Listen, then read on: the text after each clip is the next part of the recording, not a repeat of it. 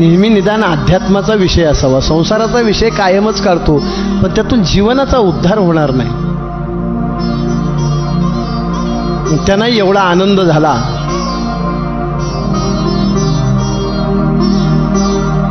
की ती कथा अशी रंगत गेली की गोरक्षनाथ आणि कलिंगे बरोबर स्त्री राज्यात. आणि ही बातमी स्त्री राज्याची स्वामिनी मैनाकिनी हिला कळाल्याबरोबर तिनं सन्मानाने स्वागत केलं त्यांचं. त्याचं कारण असं आहे की राजे लोकांची एवढीच कर्म बऱ्यापैकी असतात. एक राज्य चालवणे सुस्थितीत, एक राज्यावरती आफत आले तर सरपंच तुम्हाला सांगतो मागे पुढे न पाहता देह जावो अथवा राहो युद्धाला सामोर जाणे. आणि तिसरं आनंदाचे त्यावेळी जे प्रोग्राम होते त्याच्यामध्ये नृत्य कला आणि ती कलिंगा नृत्य दरबार. आणि त्यासाठी तिच्याबरोबर असणारे साथीदारासह चालली होती. पण वाटेमध्ये तिने गोरक्षाला सांगितलं होतं, गोरक्षा तुम्हाला न्यायला काही हरकत नाही पण तिथं पुरुष चालत नाही. त्यावेळी गोरक्षनाथ म्हणतात अंगना वेश येतो नटून रंग तुझा लुटावया. आणि गोरक्षनाथ कलिंगेसह स्त्री राज्यामध्ये गेलेले आहेत. आणि कलिंगेचं उत्तम प्रकारे तिच्या सर्व सहकार्यासह स्त्री राज्यामध्ये स्वागत केलेलं आहे. आणि संध्याकाळच्या वेळेला नृत्य दरबार भरलेला आहे. बाबा मच्छिंद्रनाथांच्या सह मैनाकिनी राजसिंहासनावरती विराजमान झालेली आहे. आणि दोघांच्या मध्यभागी मीननाथ बसलेले आहेत. आपापल्या मानाप्रमाणे सेनापती, अमात्य, प्रधान, सरदार सर्व अगदी स्थानपन्न झालेले आहेत. आणि दरबार भरलेला आहे. आणि त्यामध्ये कलिंगेचं नृत्य दरबार सुरू झालेलं आहे. नृत्य चालू झालेलं आहे. पण पकवाज जे वाजवायचं ते पुरवडा, म्हणजे गोरक्षनाथ स्त्री रूपामधलं नाव आहे पुरवडा, त्यांच्याकडं दिलेलं आहे. आणि मग सुरुवात तिथं झालेली आहे.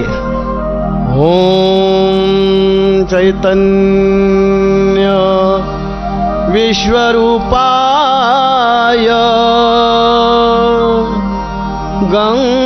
गणेशाय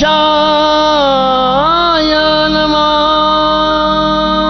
अशा आलाप निघायला लागलेले आहेत. आणि पहिला राग दरबार झाल्यानंतर भावगीत नृत्य दरबार सर्व आनंदाने चाललेला आहे. आणि मग सर्व आनंदी वातावरण झालं.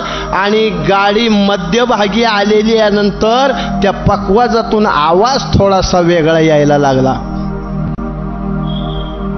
सगळे इकडं तिकडं टवकारून बघायला लागले. सगळ्यात पहिली मैनाकिनी टवकारायला लागली, कारण ती गुप्त गोष्ट मारुतीरायांनी आधीच सांगितली होती. छातीत धडधड व्हायला लागली. मला वाटतं अटॅक शब्द त्यावेळी फेमस प्रसिद्ध होता का नाही माहिती नाही, पण मैनाकिनीच्या हृदयाची अवस्था तशी झाली. चेहरा पडल्यामुळं मच्छिंद्रनाथांनी बघितलं काय झालं मैनाकिनी. काही नाही काही नाही, पण ती हुशार होती. तिने एक काम केलं. आवाज ह्या तबलेवाला काढतोय, हा बसलेला ह्या कलिंगेच्या शेजारी हा जो बसलाय ना, हे हे हे इथनं येतोय आवाज. आणि मग तिनं तिची वाजवणारी तिथं बसवली. तिला म्हटले जरा थोडीशी बाजूला सर, म्हणजे त्या वाद्यात दोष आहे का तिच्यात दोष आहे कळेल. आणि मग ती वाजवायला लागली आणि मग तिनं सुरू केलं ओंकार ओंकार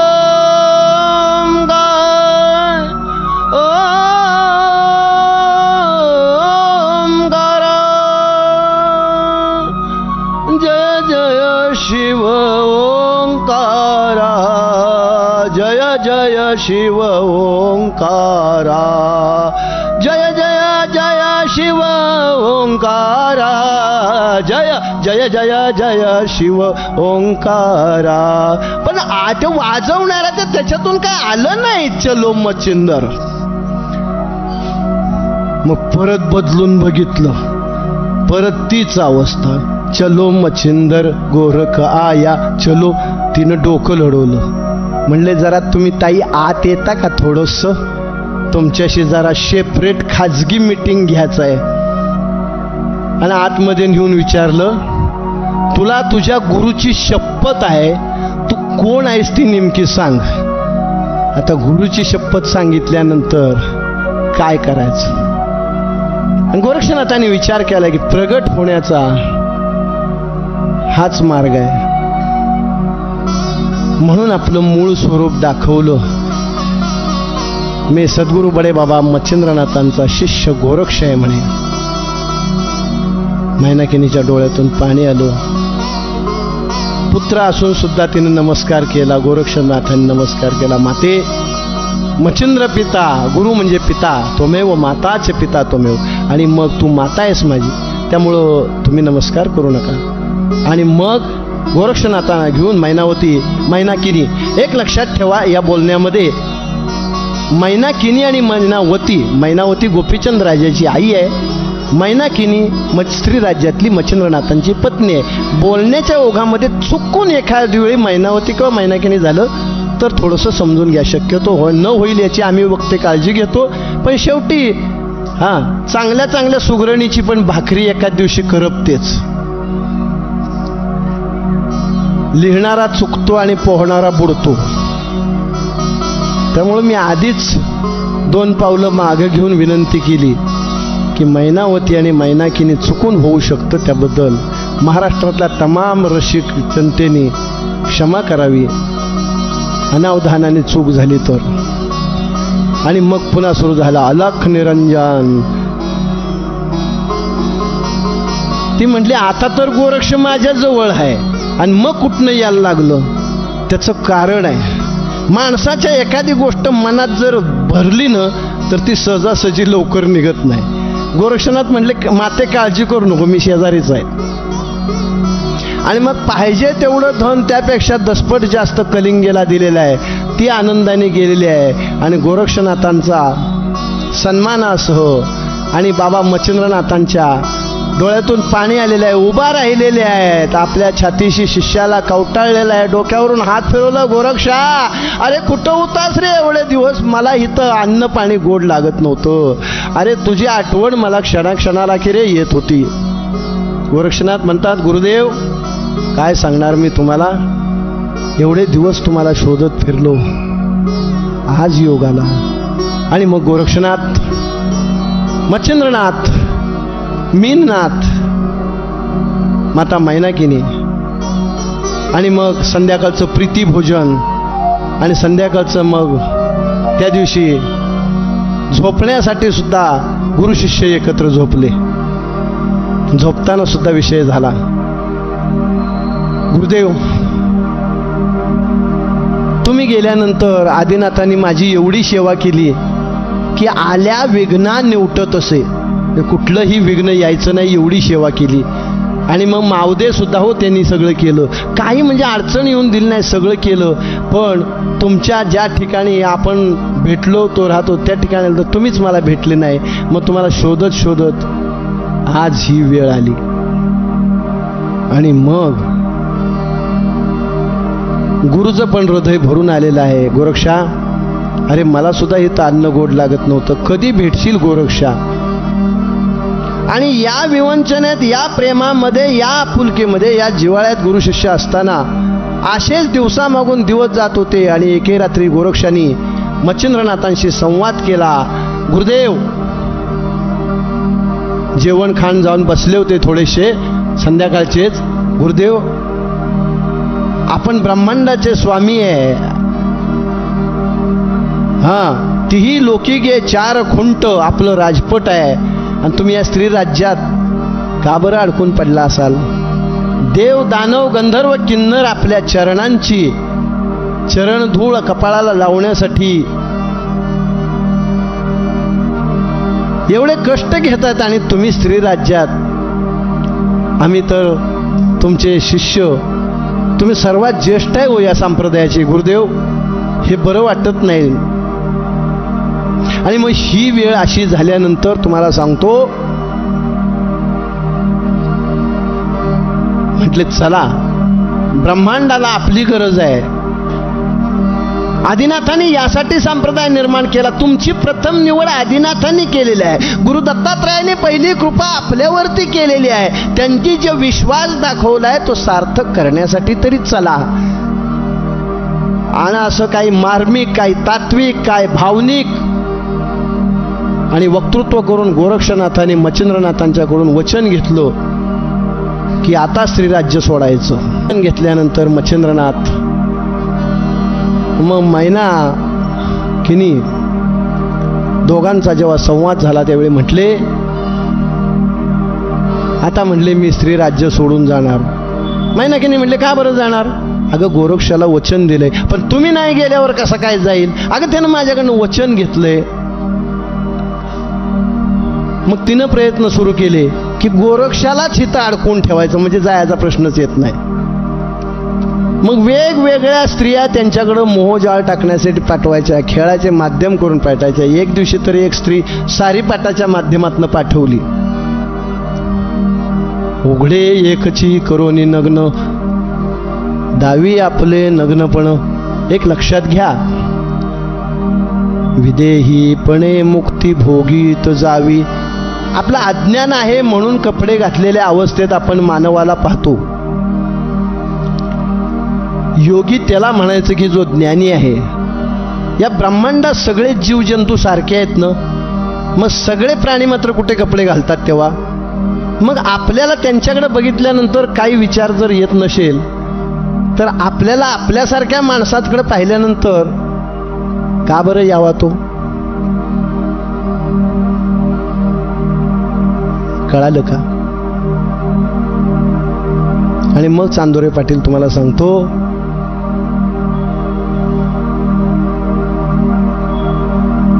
तिनं खूप प्रयत्न केला पण गोरक्षापुढे तिचं काही झालं न झालंय, आणि नाविलाजाने तिला परत जावं लागलं.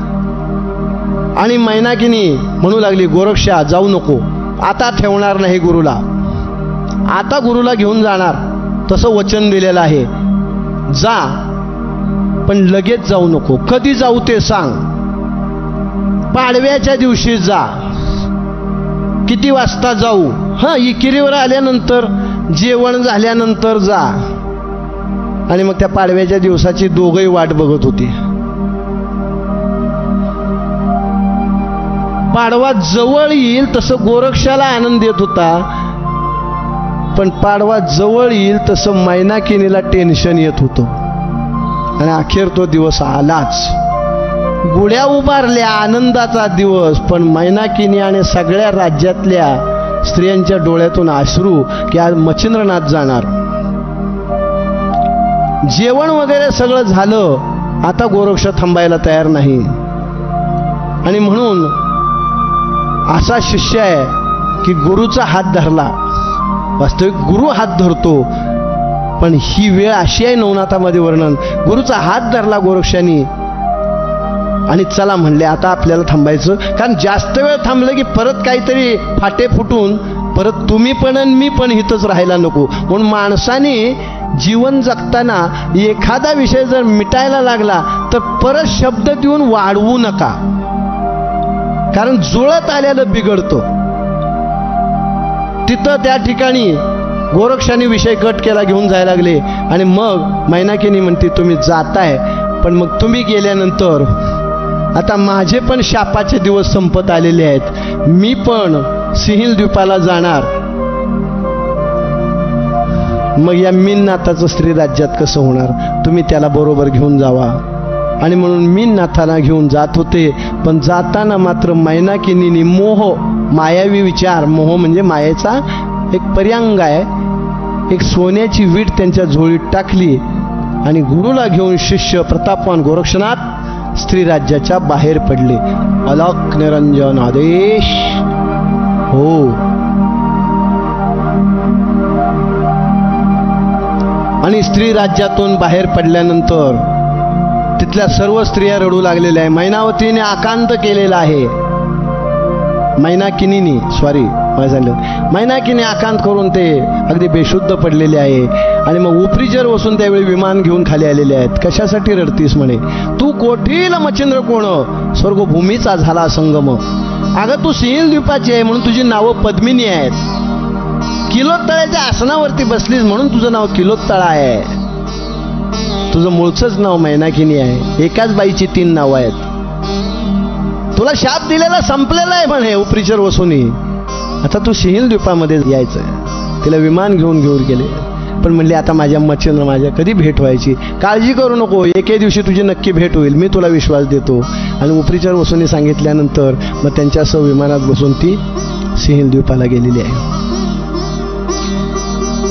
इकडं मीननाथासह गोरक्ष मच्छिंद्र तीर्थ प्रवास करत असताना गौड बंगाल देशाच्या ठिकाणी गेलेले आहेत. तिथं गोपीचंद राजा ज्याला जालिंदरनाथांना घोड्याच्या खड्ड्यात पुरून ठेवलेलं होतं लिदीच्या खाली, असं गोरक्षनाथ बडे बाबा मच्छिंद्रनाथांना सांगतात. आणि मग त्यांना तळपायाची आग मस्तकाला जाते. माझा धाकटा भाऊ आणि काय कुणाची मजाल आहे की त्याला अश्व विष्ठेत खाली आत्ताच जाऊन त्या राजाचं तळपट करून टाकतो. बाबा मच्छिंद्रनाथ वृद्ध अवस्थेत सुद्धा पुढं ताड गोरक्ष माग मीननाथाला खांद्यावर घेऊन आणि गौड बंगाल देशाच्या ठिकाणी गेल्यानंतर त्या ठिकाणी विचारलं, कुठं आहे तो गोपीचंद? मग तिथल्या ग्रामस्थांनी सांगितलं, अहो या ठिकाणी कानिपनाथ आले होते आणि त्यांनी त्या गोपीचंद राजाचा उद्धार केला. मुक्तचंद त्याच्या मुलाला गादीवर बसवलं आणि गोपीचंद नाथ जालिंदरनाथाने केले आणि ते आता बद्री केदारला तपश्चर्यासाठी निघून गेलेले आहेत. असं ऐकल्यावर मच्छिंद्रनाथांचा राग हा शांत झाला. मैनावतीला गोष्ट कळली की आपल्या राज्याच्या महाद्वारावरती 2 नात आणि 1 बारकं पोरगा आलेला आहे. धार्मिक माता असल्यामुळं तिनं प्रेमाने त्यांना सन्मानाने आत नेलेला आहे. आदरातिथ्य केलेलं आहे. जालिंदरनाथांची मी शिष्या, आपण त्याचे मोठे बंधू म्हणजे आम्हाला पितृस्थानी म्हणून मच्छिंद्रनाथांना नमस्कार केलेला आहे. गोरक्षनाथांना बंधू म्हणून नमस्कार केलेला आहे. आणि तिथला आदरातिथ्य घेऊन बडे बाबा मच्छिंद्रनाथ जगन्नाथाच्या दिशेने प्रस्थान करतायत.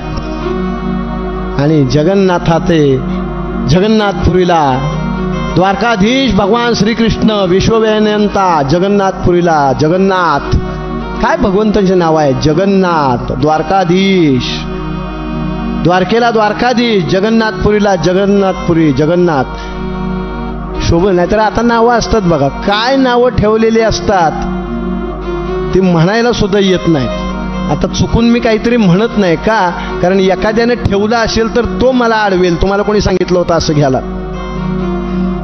पूर्वीच्या काळात नावं असायची बघा, रामा, शंकरा, ज्ञाना, भगिनी असेल तर मीराबाई, मुक्ताबाई, भाव असायचा हो.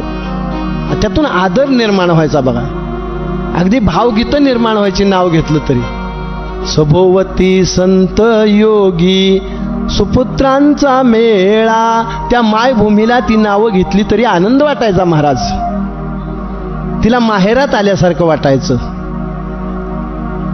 माझी माय बोली आज आली माहेराला, नेसली से भागवत. काय नेसलेली आहे? भागवत.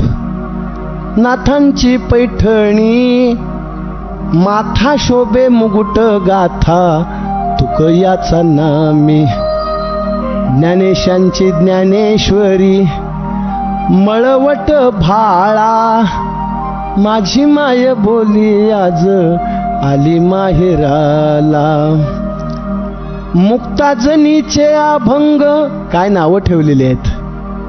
मुक्ताजनीचे अभंग, कर्ण फुले कानी, अंगुठीत फाके प्रभा, सोख्याची खुलोनी. समर्थांचा दासबोध, चंद्रहार गळा. माझी माय बोली आज आली माहेराला. सगळं घेत नाही, आपल्याला कथा करायची आहे. पण काय अवस्था आहे, काय नाव आहेत. आणि मग हाच भाव आहे बघा. आणि मग जगन्नाथपुरीमध्ये जगन्नाथाचं दर्शन घेऊन सौराष्ट्र या ठिकाणी गुरु शिष्य मीननाथाला घेऊन गेले. आणि एक दिवशी काय झालं, गोरक्षनाथ भिक्षा मागून थकून भागून आले होते. मच्छिंद्रनाथ काहीतरी घरातलं कंदा कुलका कुतका काय कार्य करीत होते. आणि मीननाथांना एका गल्लीत बसवलं होतं. आणि म्हणून अशी परिस्थिती झाल्यानंतर हो मच्छिंद्रनाथ म्हणतात, गोरक्षा, ते आधीच दमून आलेलं होतं, वैतागलेलं. आता गुरुचे शब्द नाही म्हणत आहे. काय म्हणे गोरक्षा? अरे त्या मीननाथाला मी शौचाला बसवलंय, जरा काय झाली का ते चेक कर जा, काय धुवून आण जरा चांगलं. गोरक्षनाथांचं असं मस्तक फिरतं, ती झोळी ठेवती, नाही म्हणता येत नाही, होय म्हणता येत नाही, तोंडात नाही येतो विषय. उपद्रव संन्याशाशी व्यर्थ का सया पाहिजे. अरे आपण संन्याशी आहे या असला कुटाणा सांगितला होता कुणी? कबरी भाराविवनी बोडकी, कुंकुम खटाटोप हुडकी. कबर म्हणजे डोकं, वरचा भाग. बुडकी आहे म्हणजे नवरा मेलाय. आणि हळदी कुंकू कुठं शोधायची काय गरज आहे? हा काय नसते ब्याद मागं लावून घेतली मीनात. ते म्हणले आता बघायला गेले तर त्या पोरानं पण अशी अवस्था केली होती. लहान पोरच असतात. असं मस्तक फिरलं ना, म्हणलं तुला चांगलाच धुवून नेतो. असं धरलं, दार दार दार दार दार वडत नेलं पाण्यापाशी. ते वरट आय आय मेलो मेलो आय ग, वरडू नको. ते गुरुला कळलं, एका हाताने तोंड दाबून नेलं तसं त्या खडकावर आपटलं. आतनं बाहेरनंच धुतो म्हणले तुला, त्याशिवाय दाणात दाणात पाण्यात बुडवायचा, कपडे बुडवल्यासारखं बुडवायचा, परत आपटायचा, कपडे बुडवल्यासारखं परत आपटायचा. पार कातडे आतडे वेगळी करून ती हाडं मांस सगळं दिलं टाकून आतमध्ये. चकाचक आतली बाजू पण धुवून काढली. आहा म्हणला बरोबर झालं. आतमध्ये आहाला घेऊन ना ते जे राहत होते झोपडी त्याच्यावर दिलं टाकून. गोरक्षा मीननाथाला धुवून आणला, पक्का धुवून आणलाय म्हणले, आतनं बाहेरनं. गोरक्षनाथ मच्छिंद्रनाथ घाबरले. आतनं बाहेरनं म्हणजे नाही म्हणले, आता काळजीच करू नका, परत आंघोळ घालायचा काही प्रश्न येणार नाही. त्यांना माहिती आहे वड्यासाठी डोळा दिला होता. नेमकं काय केले म्हणून उठून बघितलं. म्हणले कुठं आहे? वाळत टाकलाय म्हणले वर. हा पोराला वर वाळत टाकलाय. तर काय हो माया आहे. बाहेर पळत आले, बघतायत वर तर ते कातडं टाकलेलं. मग आरडायला सुरुवात केली. अरे तुला काय जड झालं होतं? चांगलं आम्ही त्या स्त्री राज्यात राहिलो तरी सुखाने, कुठनं तू आलास? तुला कोणी बोलवलं होतं? हा सुखानं राहून मलाही दिलं नाही, माझ्या पोरालाही दिलं नाही. तुझा माझा काय संबंध आहे? हा तुला एवढी विद्या दिली, ज्ञान दिलं, त्याचे बरे पांग फेडलेस तू आता. हा ही काय पद्धत आहे का वागण्याची? पण तुझा माझा काय संबंध म्हणल्यावर गोरक्ष घाबरले. अहो गुरुदेव तुम्ही एक काम करा ना. म्हणले काय? अहो असं मीननाथ म्हणे तुम्ही लक्षावधी संजीवनी निर्माण करा. त्याचं मध्ये तो सत्यपणे शक्त की अशक्त. अहो तो आहे, तो नाही अशी गोष्टच नाही. आता या अज्ञानपणे सोंग घेतलं नाही. माझा मीननाथ तो होता तो घे. आणि मग आती झाल्यावर गोरक्षनाथाने बाहेर आणलं.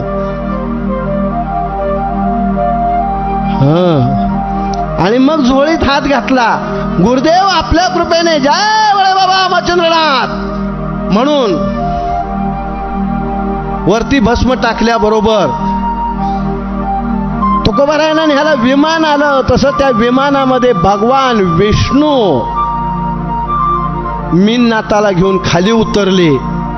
कथेचं निमित्त हे केलेलं आहे मारलेलं, परंतु सांगण्याचं मुख्य गाभा वेगळा आहे. 2 मिनिटात ऐका की स्त्री राज्यात जे मीननाथांचा जन्म झाला होता ते माया मच्छिंद्रापासून झालेला होता आणि स्त्री राज्यातल्या सगळ्या स्त्रियांचा उद्धार हा माया मच्छिंद्र आणि मैनाकिनीपासून झालेले मीननाथ करू शकत नव्हते. त्यासाठी मच्छिंद्र म्हणजे ब्रह्मस्वरूप असणारा आणि ते तत्व मच्छिंद्रनाथांचं गोरक्षामध्ये उतरलेलं असल्यामुळं, कारण ते शिष्य आहेत आणि त्या तत्वाचं नाव घेऊन वरती टाकल्याबरोबर काय मच्छिंद्राच्या नावाची ताकद आहे की भगवान विष्णूंना त्या मीननाथांना घेऊन खाली यावं लागलं की जो मीननाथ संपूर्ण स्त्री राज्याचा उद्धार करेल. आणि मग प्रवास थोडं केल्यानंतर मग परत गोरक्षनाथ म्हणतात, गुरुदेव अहो आपल्याला काय अशक्य आहे व मीननाथ निर्माण कराय. जरा लक्ष द्या, महत्वाचं सांगतोय फार.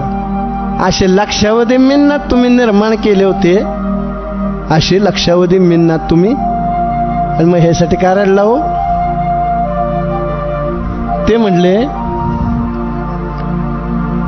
तो सत्यपणे शक्ती की अशक्त. अहो हे सगळं खोटं आहे तू म्हणतोस ना गोरक्षा. हे काय आहे, जग हे मिथ्या आहे, खोटं आहे.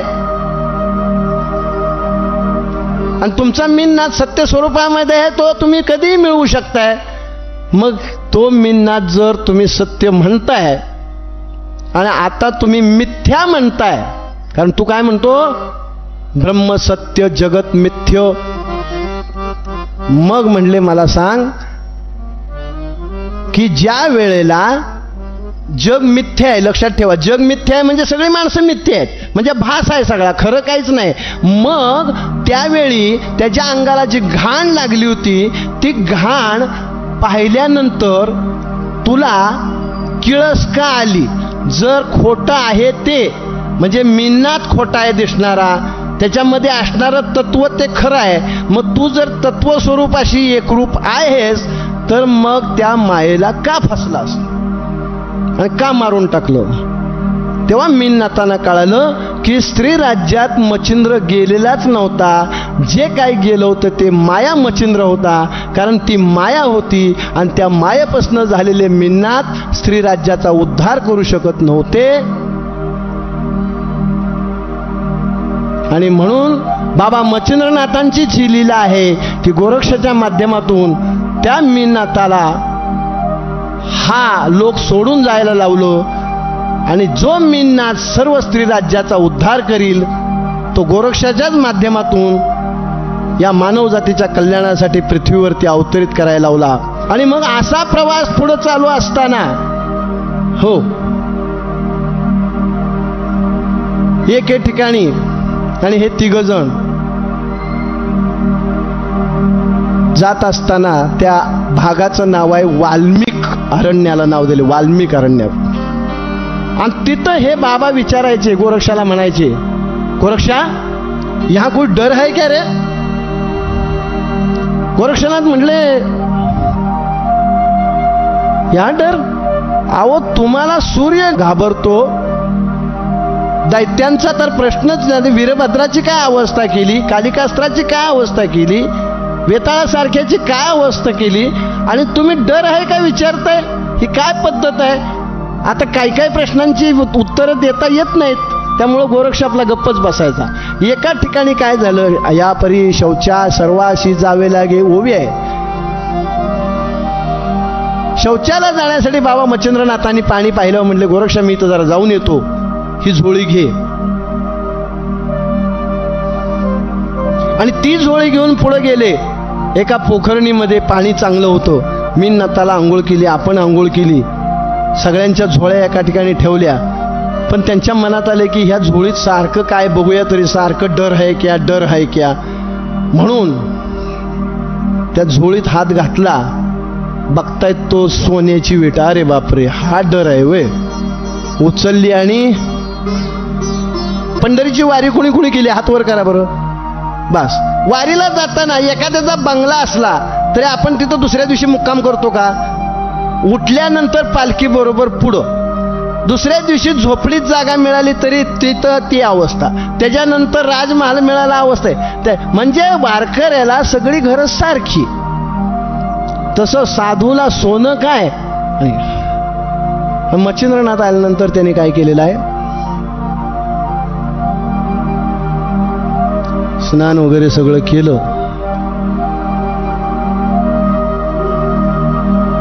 आणि झोळी आपली काखेत घेतली, भस्म सगळं अंगाला लावलेलं आहे, आणि पुढचा प्रवास सुरू झालेला आहे. वाटेत जाताना त्यांनी लक्षात दिलं वजन लागतंय, कारण गोरक्ष हुशार होता. वीट फेकली पण तेवढ्या वजनाचा दगड टाकून ठेवला आतमध्ये. ह्यानं काय केली तर नसेल ना नाटक. माणसाला सवय आहे, पैसे खिशात घेऊन गावाला जायचं असताना चेक करतो आपण, हाय का बरोबर, हाय का बरोबर. ते बघायला गेले आत तर काय दगड, आणि मग रडायला सुरुवात केली. तुला काय जड झाली होती गोरक्षा वीट? तू चोरच आहेस म्हटले. माझ्या लक्षात येत होतं पण मी गप्प बसायचो. एवढे दिवस माझ्या मार्गावर ती वीट कुठेतरी तू टाकलेली आहेस, आणि मला फसवून काहीतरी करायचा डाव आहे, नंतर ती वीट घेऊन जाणार आहे सोन्याची तू. अरे काय पद्धत आहे काय म्हणे? तुझ्यासाठी मी काय नाही केलं. आईचं मातृत्व दिलं, वडिलाचं पितृत्व दिलं, शिक्षण दिलं, ज्ञान दिलं, जीवनाचा उद्धार करण्याचं तत्व दिलं, देवदेवतांचा कृपाशीर्वाद दिला, आणि त्याचे हे पांग फेडले सोय म्हणले. असं म्हणल्यानंतर पर्वत होता, मच्छिंद्रनाथाने म्हणले गुरुदेव चला कसं तरी करून पर्वताच्या वरती. तर बाबा काय ऐकतोय? यांनी काय केलं, मीन नाथाला घेतलं आणि थोडं नेऊन ठेवलं. बाबा मच्छिंद्रनाथानं कसं तरी वर नेलं, ऐकायलाच तयार नाही हो. गुरुदेव काय? माझी सोन्याची वीट. आणि मग बाबाने घातला झोळीत हात.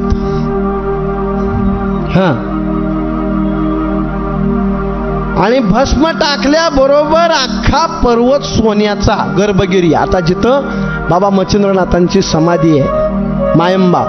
गुरुदेव काय पाहिजे तेवढं सोनं घ्या म्हणले. तुझ्यासारखा परीस माझ्याजवळ असताना ह्या सोन्याला मी काय करू? मग कशाला एवढं रडत होता? काय नाही म्हटलं, मला वाटलं साधू संतांना जरा जेवण घालावं काहीतरी, एवढंच वय म्हणले. बरं ठीक आहे बस म्हणलं. आणि मी स्वर्गामध्ये गंधर्वाला बोलवलेला आहे, सगळे गंधर्व बोलवून आण म्हणले.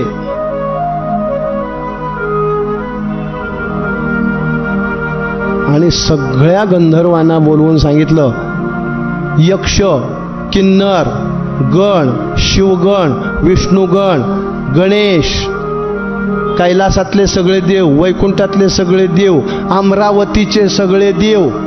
अमरावतीला इंद्र राहतो, देवांचा राजा. हितल्या नव्हे, नाहीतर तुम्ही उद्या सकाळी गाडी करून जाल.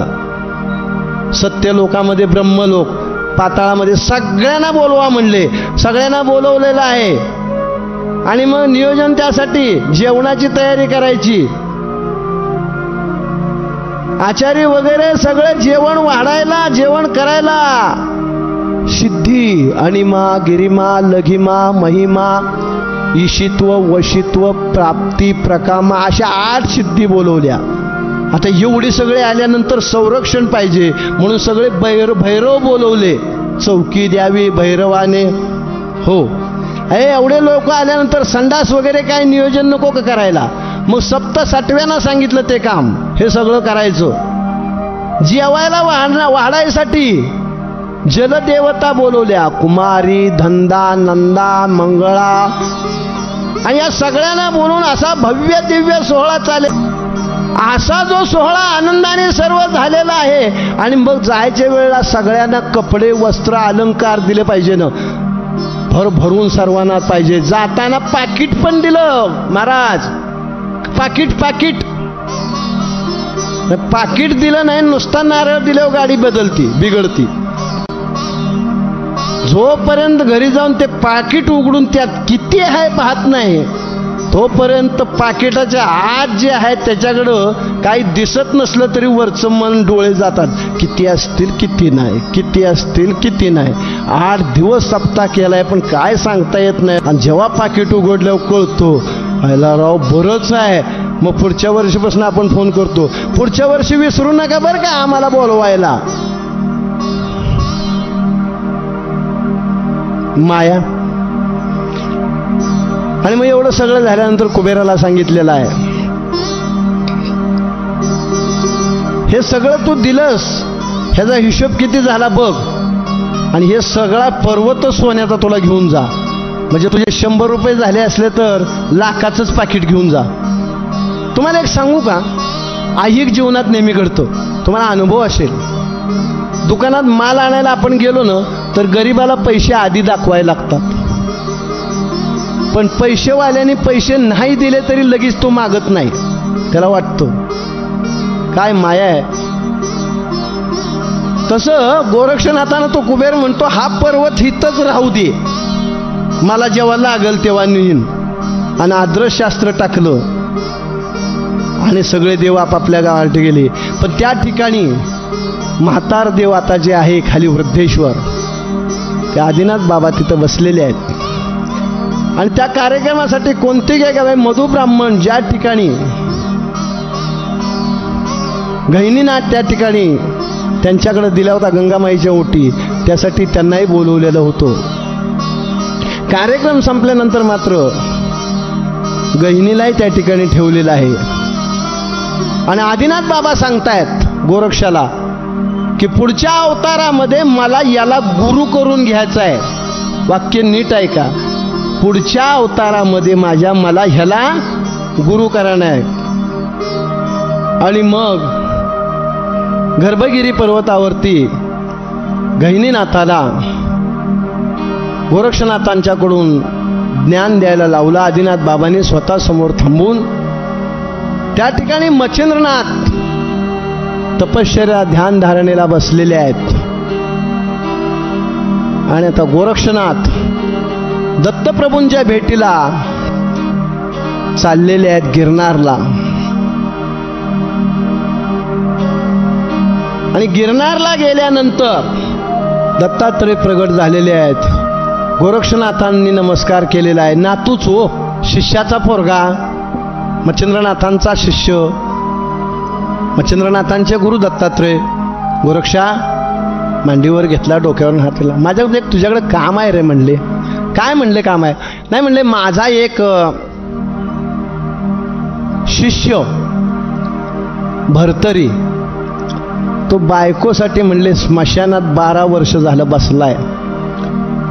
त्याला तेवढं म्हणले माझ्याकडे घेऊन यायचं आहे. एवढंच काम आहे का म्हणले? येतो की म्हणले. त्यात काय, तुमची कृपा असल्यानंतर अशक्य काय. दत्तप्रभूंना नमस्कार केला आणि गोरक्षनाथ भरतरीनाथांच्याकडे निघालेले आहेत. आता हा भरतरी कोण आहे ही कथा आता सांगणार आहे. हो, उर्वशीला पाहून सूर्याचा वीर्यपात झालेला आहे आणि ते वीर्य कौलिक ऋषींच्या आश्रमात येऊन भरतरीत पडलेलं आहे. म्हणजे कौलिक ऋषी बाहेर जात असताना त्यांच्या हातामध्ये जे भांड पात्र होतं त्याला भरतरी म्हटलेलं आहे. आणि ते बाहेर जात असताना दाराला कडी लावण्यासाठी ते पात्र जमिनीवर ठेवतात आणि कडी कुलूप लावतात आणि परत येऊन त्या पात्रात लक्ष जातं. त्याच्यामध्ये सूर्यवीर्य ते लगेच जाणतात. धृमिल नारायणाने त्याच्यामध्ये संचार करणार आहे आणि भरतरी म्हणून अवतार होणार आहे. म्हणून मंदराचल पर्वताच्या एका गुहेमध्ये ते पात्र ठेवतात. 3000 वर्ष कली 2700 वर्ष पुढे गेल्यानंतर तो योग असा येतो की तोपर्यंत त्या पात्राभोवती मधमाशांचं जाळं होतं आणि त्यामध्ये ते बाळ आणि योग्य वेळ आल्यानंतर कडा कोसळतो आणि ते बाळ तिथून असं खाली जमीनाराने संचार केल्यामुळं जमिनीवर. पण ती परिस्थिती अशी होती, बोलायला आणि फुलायला कधी कधी गाठ पडते. तसं एक हरणी नेमकी व्याला झालेली असते आणि त्या कपारीच्या त्या आवाजामुळं त्याच ठिकाणी ती वेते.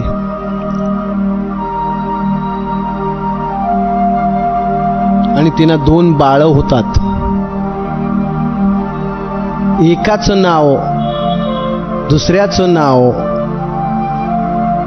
हरण असते. शेवटी तरी आपण प्राण्यांची नावं ठेवतो. बैलाचं नाव ठेवतो, म्हशीचं नाव ठेवतो, शेळीच्या कोखराचं नाव ठेवतो. अशी 2 ते हरणीची पाडसं. पण तिनं वळून बघितलं तर 3 दिसायला लागली. बाळंतीण होताना काय वेदना होतात हे आई झाल्याशिवाय अक्षर ब्रह्मात सांगता येत नाही. म्हणून भगवंत आईची सेवेला प्राधान्य दिले. संध्या करताना पहिलं नाव केशवाय नमः, मग नारायणाय नमः, आणि मग जर कोणाचं नाव असेल तर ते माधवाय नमः, आईचं नाव त्यात मा घातलेला आहे. आणि म्हणून त्या ठिकाणी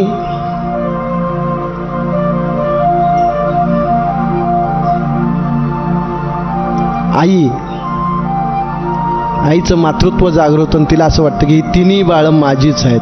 आता सगळ्यात चपळ असतं, तुम्हाला माहिती आहे. आता थोडे बहुत आपण शेतकरी आहात. गाईचं पाळं सुटलं की लगेच चालायला लागतं, जरा म्हशीचं जरा वेळ लावतो, शेळीचं पट्टा त्याच्याबरोबर. काही शेळ्या रानात वेल्या तरी थोडं बहुत ती कोखरं उड्या हाणतात, धरून आणावी लागतात, पण थोडी बहुत असं. आणि हरणाचं सगळ्यात जास्त लवकर चालतो, त्यामुळे प्यायला त्यांना काही वेळ लागला नाही. पण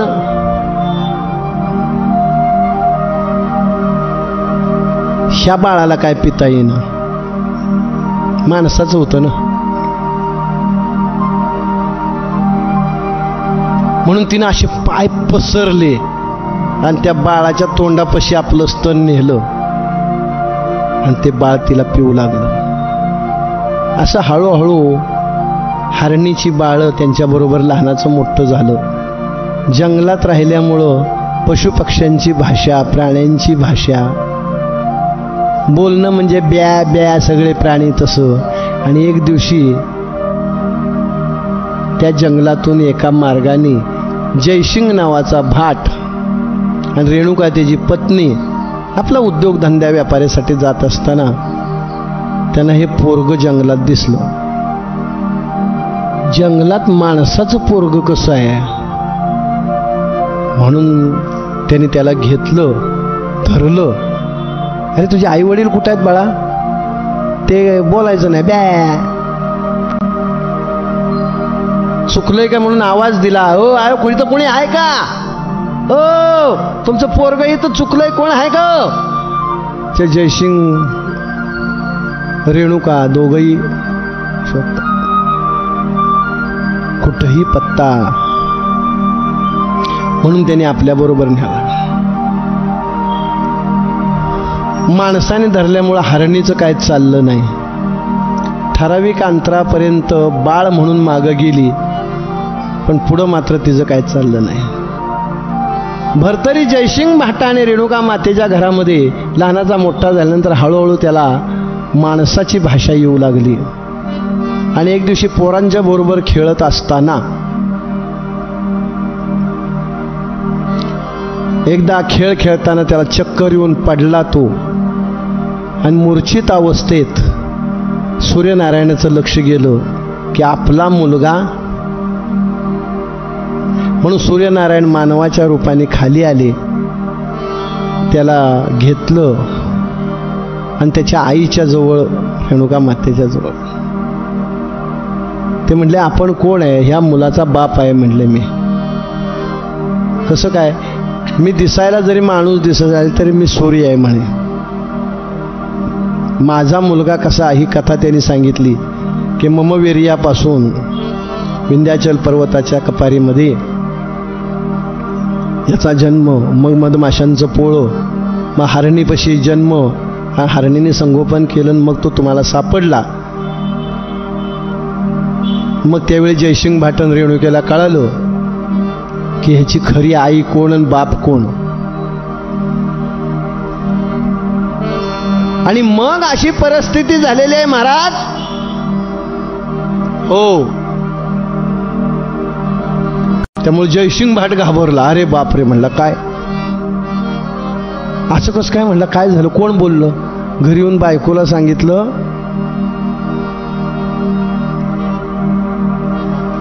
अगं यावे भरतरी नाथ असं हा पाया पडल्यावर त्या शंकराच्या पिंडीतनं आवाज आला. आनंद झाला हो. शिव बोलला ना, शिव बोलला, आनंद झाला. आणि म्हणले मग आता याचं लग्न करूया, आपल्या देशात जाऊया. म्हणून आपल्या देशामध्ये ते निघाले. पण जात असताना वाटेत तस्करांनी दोघांना लुटलं, त्या जयसिंग भाटाला मारलं आणि त्या धसक्यांनी त्याची बायको रेणुका तीही वारली. आणि मग मात्र भरतरी एकटाच रडू लागला. असलेली जंगलातली कशी तरी लाकडं त्यांनी जमा केली, त्या दोघांना चिता पेटवून दिली आणि त्या चितेपाशी रडत बसला. पण त्या मार्गावरून काही व्यापारी चालले होते. त्यांनी पाहिलं, अरे हा पोरगा एकटाच आहे, 2 तर चिता पेटलेल्या आहेत. काय बाळा, कोण तुझे आई वडील? सगळं सांगितलं, आता काय करायचं? मग चल म्हणले आमच्या बरोबर आता. म्हणून त्यांच्या बरोबर तो जाऊ लागला. आणि मग एक दिवशी त्यांच्या संगतीत असताना, रात्रीचा झोपल्या असताना एक कोल्ह्याचा आवाज आला. कोल्हे कुई म्हणतात त्याला. आणि तो आवाज ऐकल्यानंतर व्यापारी म्हणाले, का कोल्ह वरडतंय उगच आपलं? आपण म्हणतो ना गावाकडं कुत्रं वरडायला लागलं. मृत्यूची अशी वेळ असली की काही काही प्राण्यांना आधी कळतो, ते बरोबर ओरडतात. हे म्हटले का कोल्ह ओरडतं? आता ह्याला असं वाटलं की आपण यांचं अन्न खातोय, हे आपले पालनहार आहेत, ह्यांच्यावर जे संकट येतं ते आपल्याला कळते, आपण सांगावं. म्हणून तो सांगतो,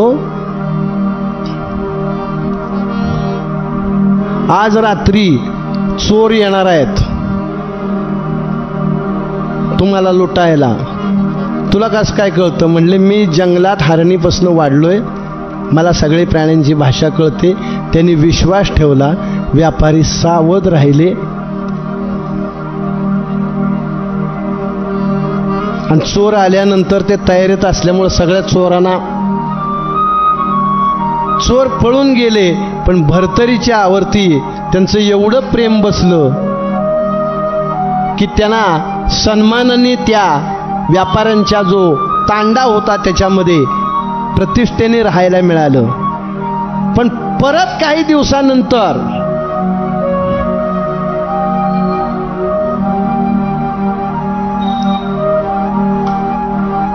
उज्जैनी नगरी, अवंती नगरी, वेगवेगळ्या नगरीमध्ये त्यांचं व्यापारीच आहेत ते एका नगरीमध्ये आवाज आला, थोळा नगरी.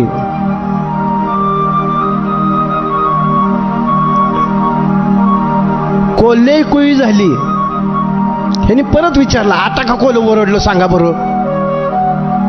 त्यांनी सांगितलं, आता कोल्हे ओरडलेलं आहे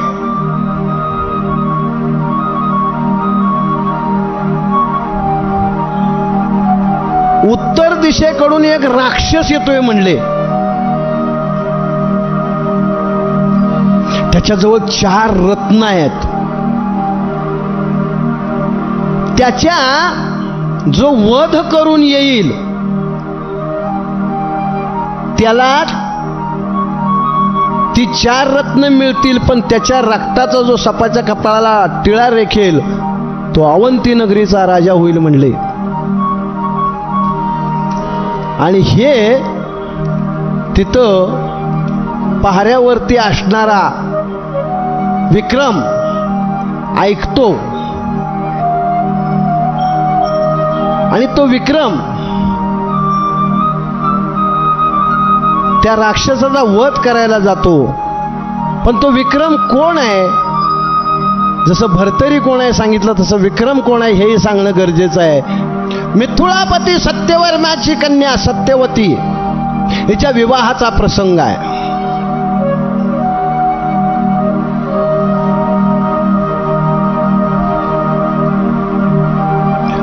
स्वर्गामध्ये इंद्राच्या शापाने सुरोचन गंधर्व रंभा मेनकेचा हात धरल्यामुळं इंद्र शाप देतो की गाढवासारखा वागला म्हणून तो गाढव होशील. म्हणून तो कमट कुळलाळाच्या घरी त्याची 2 गाढवं होती, त्यात 3रा गाढव होऊन राहिला.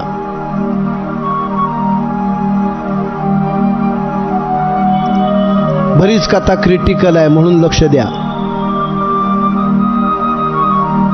आणि मग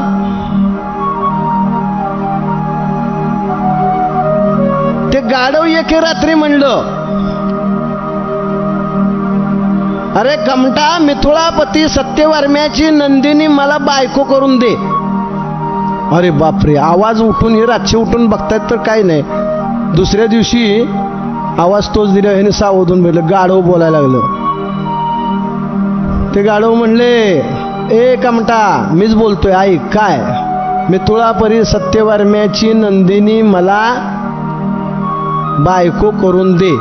ते कमटाने विचार केला की आपले आता 4 दिवस भरलेले आहेत, आता जायची वेळ आलेली. आणि म्हणून तो कमट आपल्या परिवारासह गाढवं घेऊन मिथुळा नगरी सोडून चाललेला आहे.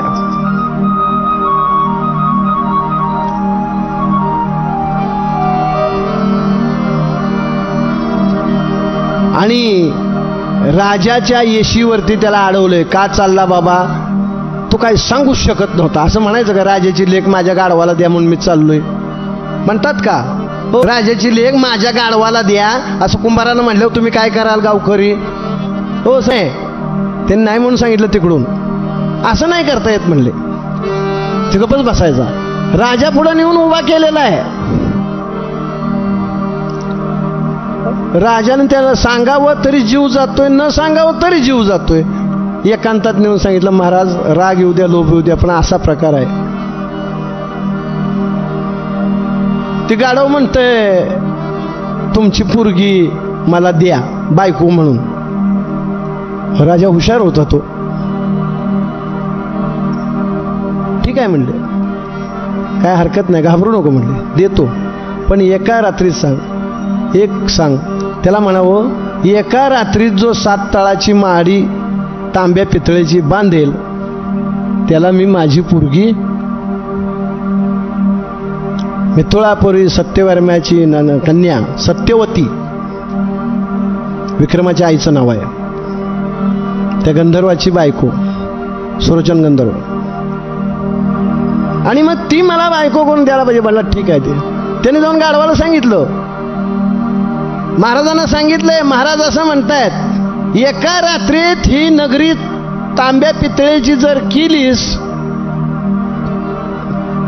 तर म्हणले मग मी तुला माझी मुलगी देतो. एवढंच काय म्हणले, मागायलाही काय कळेना. ठीक आहे म्हणले. आणि मग विश्वकर्म्याला जा. सुरोचन गंधर्वाने सांगितलं, महाराज विधीच्या विधानाप्रमाणे ही नगरी तांब्या पितळेची सूर्य उगवायच्या आत झाली पाहिजे. आणि सूर्य उगवायच्या आत ती तांब्या पितळेची नगरी झाली. आता काय करायचं? आली का अडचण? मग मिथुळापुरी सत्यवर्मा आपल्या सत्यवती कन्याला सांगतो की मी असं असं वचन दिलेलं आहे, ते आपल्याला पाळायचं आहे. तू क्षत्रियाची कन्या आहेस, क्षत्रियाचं प्राण जाय पर वचन न जाय. ती म्हणली, मी पण तुमचीच मुलगी आहे, मी पण वचनाला जागणार आहे. म्हणून मग तिचं कमट कुल्लाळाच्या बरोबर समोर घेऊन त्या गंधर्वाबरोबर त्याच्याबरोबर लग्न करण्याचं राजाने ठरवलेलं आहे. योग्य वेळ पाहिल्यानंतर गांधर्व विवाह पद्धतीने विवाह केला.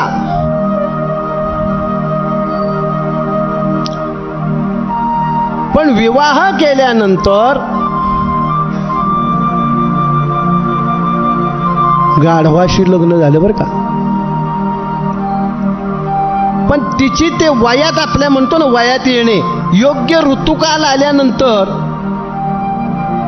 मग तिचा वडील तो कुंभार त्या गंधर्व रूपी गाढवाला सांगतो की आता ती तुमच्याकडे येणार आहे, पण तुमचं ही अवस्था, तुम्ही गाढवाच्या रूपामध्ये आहे आणि ती माणसाच्या रूपामध्ये आहे. त्यांनी सांगितलं काही काळजी करू नका, मी माझं मूळ स्वरूप सुरोचन गंधर्वाच्या रूपामध्ये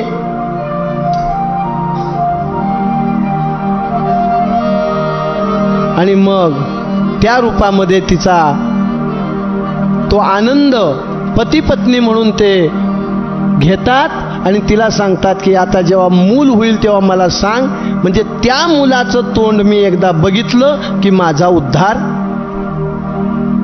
मग आता ती गरोदर राहिल्यानंतर अडचणी यायला लागली कुंभाराला. लोक विचारायला लागली ही कोण आहे, हिचा नवरा कुठं आहे. कुंभाराने सांगितलं बाळंतपणासाठी आणलेली आहे. 9 महिने 9 दिवस झाल्यानंतर बाळ जन्माला आलं. तोच हा विक्रम जो त्या राक्षसाला मारायला निघाला होता. सुरोचन गंधर्वाने गाढवाचं रूप टाकून देऊन त्या मुलाचा चेहरा पाहिला आणि त्याच्या शापातून मुक्त झाल्यामुळं गंधर्व रूपात तो प्रगट झाला.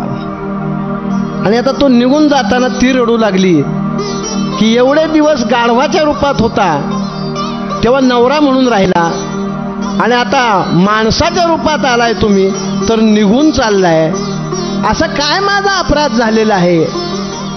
त्यांनी सांगितलेलं आहे काळजी करू नको सत्यवती, ज्यावेळी तुला माझी आठवण येईल त्यावेळी मी प्रगट होईन. आणि मग तो विक्रम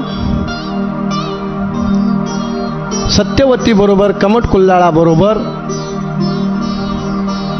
लहानाचा मोठा होऊ लागलेला आहे. आणि तुम्हाला सांगितलेलं आहे की शिपाई म्हणून त्या ठिकाणी नोकरीला लागलेला आहे अवंती नगरी. आणि मग त्या ठिकाणी तो त्या राक्षसाला मारायला गेलेला आहे. आता राक्षस कोण आहे हेही कळालं पाहिजे जरा. हे सगळं सांगण्यात थोडा हा भाग जरा क्रिटिकल होता, म्हणताना तुम्हाला जरा थोडं बाकीचं कमी घेतलेलं आहे. इथून पुढं परत पहिल्यासारखा आनंदी, पण सगळंच काय मनासारखं असतं असं नाही ना. कधीतरी गणिताचा पेपर असतोच की. मला माहिती आहे की तुम्हाला, पण सगळेच मराठीचे पेपर कसे असतील, एखादा गणिताचा पण असतो. आता तो गंधर्व कोण आहे हे जरा लक्ष देऊन ऐका. राक्षस रूपी गंधर्व. तुम्हाला सांगतो मोठ्याच्या जास्त जवळ जाऊ नये, ते चांगले आहेत त्यावर बरं वाटतं सरपंच, पण जर गाडी उलटली तर आपल्याला गाडी अवघड होती. 365 दिवसात 364 दिवस चांगले आहेत, पण एक दिवस बिघडला तर. त्या गंधर्वाचं नाव आहे चित्रमा, म्हणजे जो आता राक्षस होऊन आलाय तो. शंकर पार्वती फाशे खेळत होते आणि त्यांच्यात वाद झाला आणि हा तिथं होता. आणि ह्याला विचारलं सांगा कोणाचं बरोबर आहे, आता शंकराची बाजू घ्यायची का पार्वतीची घ्यायची सांगा बरं. शिव म्हणे पडले 18, अंबा म्हणे पडले 12, ऐसा उभयतात फेरा. असा वाद झाल्यानंतर विचार सांग म्हणले आता कोणाची तरी बाजू घेतली. त्याने आपली शंकराची बाजू घेतली. मग आई साहेबांनी शाप दिला, राक्षसच होशील म्हणले. तो म्हणला देवा अहो मी गरीब माणूस आहे हो, तुमची बाजू घ्यायला गेलो आणि राक्षस काळजी करू न म्हणे सुलोचन गंधर्वाचा मुलगा विक्रम हा ज्यावेळेला कोलेकुई ऐकून भर्तरीच्या माध्यमातून त्याला कळेल की या राक्षसाला मारल्यानंतर अवंती नगरीचा राजा होतोय म्हटल्यानंतर तो तुला मारायला येईल आणि तुझा वध करेल, त्यावेळी तुझा उद्धार. आणि विक्रम त्या ठिकाणी तलवार घेऊन गेलेला आहे. तो राक्षस मारायच्या वाटच बघतोय. आता राक्षसाचं रूप म्हणजे नुसतं ऍक्शन तर केली पाहिजे. असं चालू आहे. हा बाबा गेला तसा आणि तो मग मूळ रूपात चित्रमा गंधर्व प्रगट झालेला आहे. आणि मग अशी परिस्थिती निर्माण झाली की त्याच्या आतमध्ये असलेली ती 4 रत्न शोधून विक्रमाने घेतलेले आहेत. त्यातला जो रक्ताचा टिळा आपल्या कपाळाला लावलेला आहे आणि ते घेऊन तो परत पहारेकरी म्हणून सकाळी जाताना ड्युटीवरून त्या जकाती जो वाटेत होता यांची जकात घेणारा त्याला सांगितले, ही जात असताना हे जे आहे तांडा ह्याच्यामध्ये भर्तरी नावाचा एक आहे, त्याला तेवढं तुम्ही मागून घ्या, त्यांची जकात माफ करा. हे ते माझ्याजवळचं एक रत्न त्याबद्दल घ्या. तुम्हाला जकातदारांनी ते मान्य केलं. यांना सांगितलं जाताना तुमच्यात भर्तरी कोण आहे. आता तो काय तसा त्यांचा नव्हता. ते म्हणले हा काय. त्यातल्या ह्यांच्या तांड्याच्या प्रमुखाला सांगितलं ह्याला इथं ठेवा, तुमची जकात माफ करतो. आता त्यांना काय बाद आहे म्हणले राहू दे की. त्याला सांगितलं इथं काय आमच्याजवळ वसुली आहे तेवढी तुम्ही करा आणि मग या. आणि ते निघून गेले. त्या जकातदाराने सांगितलं होतं विक्रमाने की ह्याला जेवायला माझ्याच घरी पाठवा. मग त्या घरी तो भर्तरी जाऊ लागलेला आहे. आणि विक्रमाने आईला सांगितलं माझ्यापेक्षा ह्याच्यावर जास्त प्रेम करायचं, कारण हा साधा नाहीये. असा दोघांचा सुखी संसार तिघांचा, आई आणि ते दोघ भाऊ चालला असताना एक दिवशी अवंती नगरीमध्ये शुभविक्रम त्याची मुलगी सुमेधावती तिचा विवाह करण्याचा योग असतो. किती पात्र आहेत लक्षात घ्या. लक्ष देऊन ऐका. गणिताचा पेपर आहे तुम्हाला मी आधीच सांगितलंय. तुम्ही म्हणाल तुमच्या कसं काय लक्षात राहतं. ही बाबा मच्छिंद्रनाथांची कृपा आहे, कालभैरवनाथांची आशीर्वाद आहे आणि तुमच्या सर्वांचं प्रेम आहे. जरा थोडंसं वेगळं बाळकृष्ण कृष्ण जोपर्यंत या ठिकाणी येतो आनंद वाटतो. कृष्णाचं स्मरण हृदयातून करावं म्हणून जरा हात जोडून एकदा प्रार्थना करा. गोपाल कृष्ण भगवान. आणि मग तिच्या विवाहासाठी हत्तीच्या सोंडेमध्ये माळ दिलेली आहे आणि तो हत्ती त्या नगरीमध्ये फिरतोय. सगळ्या नगरीमध्ये फिरला, राजधानीमध्ये, परंतु कुठंही हारच कोणाच्या गळ्यात घातला नाही. राजाला चिंता लागली आता घालतोय का नाही, तर माझ्या पुरीचं कसं काय व्हायचं. आणि मग ज्या ठिकाणी हे ड्युटीला होते पहारेकरी म्हणून विक्रम, तिथं 7 जण होते. टप्पे टप्पे वर होते. सगळ्यात वर विक्रम होता. तो हत्ती तिथं गेल्यावर थांबला. मग त्यांनी सांगितलं एक एक खाली या बरं. विक्रम जसा खाली आला तसं त्याच्या गळ्यामध्ये तो हार.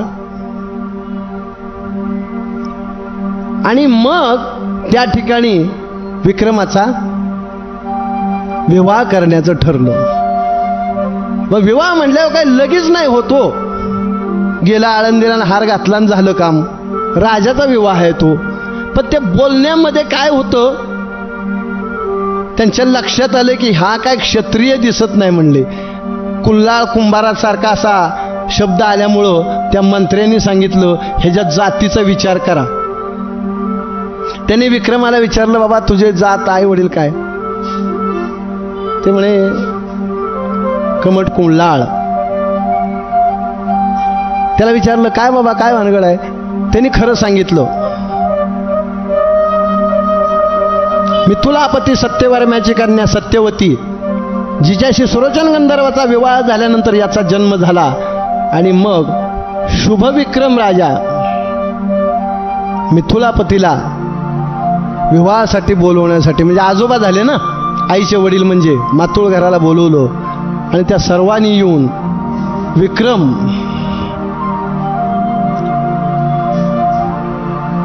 विवाह अगदी राजेशाही म्हणतात त्या पद्धतीचा. फक्त आता त्याच्यासाठी शुभमंगला मंगलाष्टका म्हणायची आणि उद्याच्या भागासाठी जरा सर्वांना अक्षता वाटा.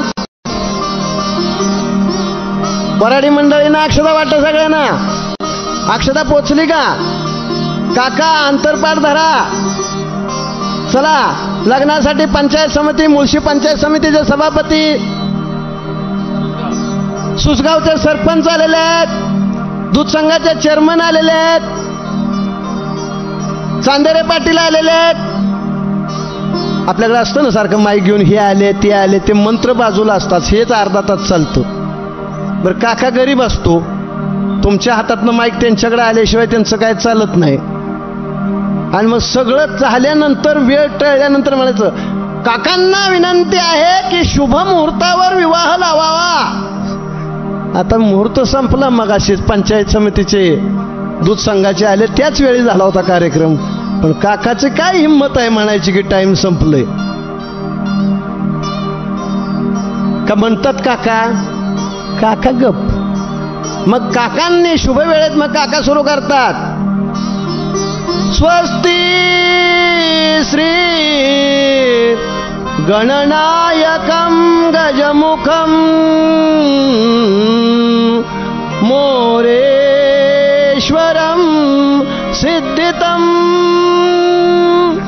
बल्लाळो मुरडं विनायकमळं चिंतामणि स्थेवुरं लेण्याद्रिं गिरिजात्मजं सुवरदं विघ्नेश्वरं ओझरं ग्रामोरांजण. अंतर्पाठ निधरा. सौचितो गणपती कुर्यात सदा शुभ लग्न सावधान. आणि अशा प्रकारे 5 मंगलाष्टका झालेल्या आहेत. आली लग्न घटी समीप नवरा, सर्व आनंदाने वाजंत्री वाजवा. आणि वाजंत्री वाजलेल्या आहेत. महाप्रसाद जेवण केल्याशिवाय कुणी जायचं नाही. पुंडलिक वरदारी विठ्ठल श्री ज्ञानदेव तुकाराम पंढरीनाथ भगवान की जय. माऊली ज्ञानेश्वर महाराज की जय. जगद्गुरु तुकाराम महाराज की जय. कालभैरवनाथ महाराज की जय. नवनाथ महाराज की.